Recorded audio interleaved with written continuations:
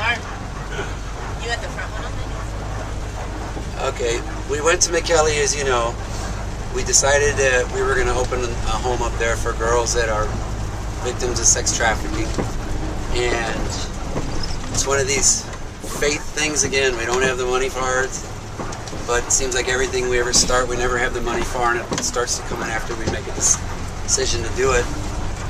Didn't know where we were going to find the girls, how it was going to work out. We just had that, you know, that gut feeling is the right thing to do. So we authorized renting them, you know, finding us a home. I'll show you on my camera tomorrow. Got a beautiful home. It's going to hold. It's a better hold. We rescued 16 girls last night off the street. So, yeah. So, but you can't say anything in front of Betty yet. Oh, poor Betty. Yeah, Betty gets to deal with it.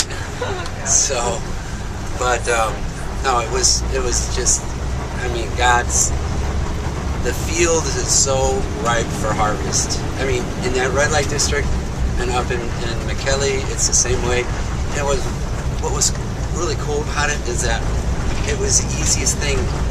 We were walking down the street and I saw these two girls standing in the corner, this like dark corner, and I started talking to them.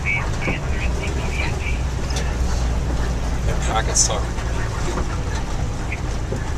I started talking to them, and before you knew it, there was like 12 girls standing around.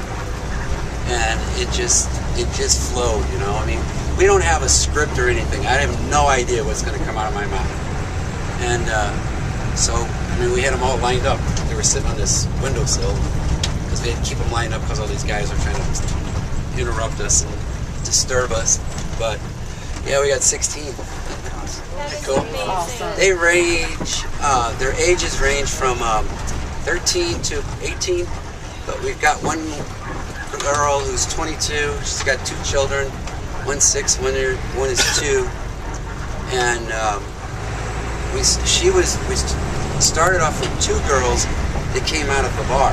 They came walking out of a bar, and it was obvious what they were doing, and so we just started talking to them. You know, being a white guy in a black community gets some attention. Gets your attention, yeah, and it works. You know, we've learned how to make that work for us, and so, you know, I got their attention just because I'm a white guy and I stopped and talked to them.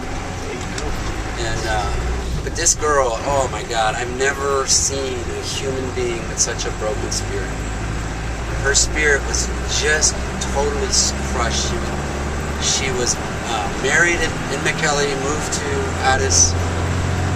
Horrible things happened to her in her marriage. Ended up getting a divorce. She went back to her family up in Mek'ele. They disowned her because she got divorced. And the only thing she can do to feed her 2 kids is prostitution. And when we were sitting there talking to her, you know, there was like almost like there was like the body there, but there was no life in it. There's no spirit in it. But you know, she's gonna be in our home with 2 kids. Awesome. So we've got like 14 kids, I think. When we started this program, we never thought about it, kids. And a few of the girls we've rescued had babies. So, you know, naturally they come with us. And what they mainly do with their children when they have a customer, the kid goes under the bed. So, imagine growing up like that. But for the most part, most of our babies have been born. We found out they're pregnant after they've been rescued, because the girls don't even know if they're pregnant. So now, when we rescue them, they go through a medical test, HIV testing, and a pregnancy test, like the first week.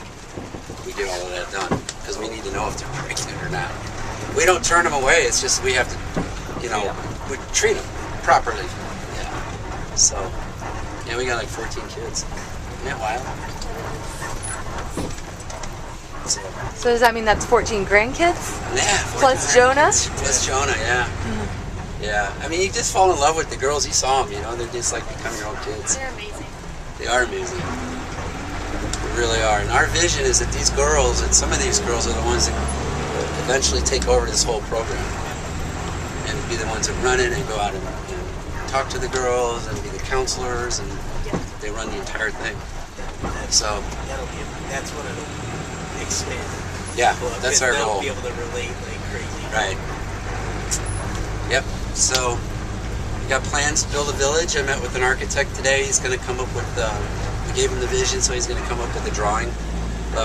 Because to get 10,000 girls, we can't just be renting homes, you know, because it's just not practical and it's not manageable and it's too expensive. So we want to build a village. It starts out with 100 girls, 10 homes, a whole vocational training center, not just for the girls but for the community, because we want to give back to the community. But we also will charge, because we're thinking about sustainability. How do we build in sustainability into the project so that the programs are helping raise their own support? So we will train the local community people in vocational things that they can go out and get a job doing, like carpentry or something like that right away. And then we'll have a school and a medical clinic and a church on there. And then we plan to replicate that in many different areas. So this architect, we've been talking about it for a couple years, so I finally met with an architect who's donating the initial drawings so that we can lay this down in front of people and say, this is the vision of what it really looks like. And we got agriculture, and we're planning on poultry and dairy, because, you know, when you start thinking like 1,000 girls or 2,000 or 10,000 girls, they're all not going to want to be seamstresses, hairdressers, and cooks. You know, there's going to be a whole variety of things. So trying to think ahead how to deal with all of that, that's how we kind of came up with the idea with this village, the village. So maybe next time you come back, you'll see that. And is that going to be here in Addis or in? We'll have one in Addis. It'll be actually in the outskirts of Addis, because we want to remove the girls from this area. Right. And then in Mek'ele, if the numbers are what they're telling me, we'll definitely have one up there. But that'll be more of a regional one, because there's a lot of smaller areas, smaller towns, and prostitution is huge problems. So we have to go get it all. But I see us having them all over the place. Frankly, I see them all over the world. Available for girls to, if they wanted to get out, to just go there. Yeah. Yeah. Oh yeah.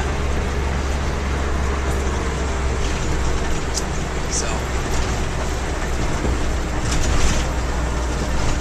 But any other questions? Robert's out like